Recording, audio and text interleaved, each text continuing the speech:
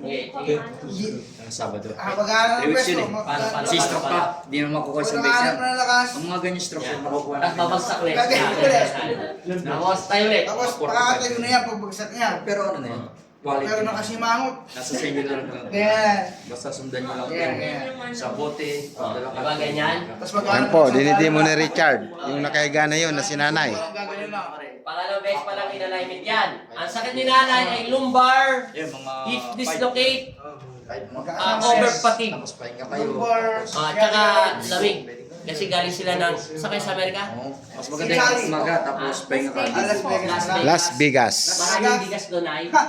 Yung mga bigas doon, last na. Kaya Las Vegas eh. Diba? Sabi sa'yo eh. Okay, tayo. Tayo, tita. Oh, lakad. Oh, palakpakan mo. Oh, di ba? Di na natumba-tumba yan. Dating bumabagsak. Oh, Dating lasing, may nangover na lang. oh, muli na kayo sa kasama sa mga. Sinanay, dating Ano na pinagkaiba po, mother? Medyo nakakalakat-lakat na lang. Eh, talagang nakakalakad ka na, mother. Ilakad mo lang na ilakad yan, wala na yan na. Oh, Ate Bertie! Yeah. Alam mo na, Tan-tanan.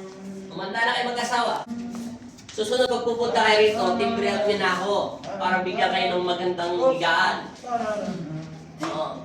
Ang nanay ni Taito, magkano? Marcha! Anong gusto mo? Ganun nga oh.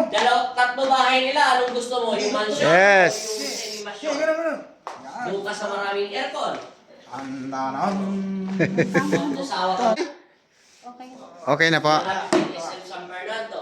Malapit pa yung Baguio.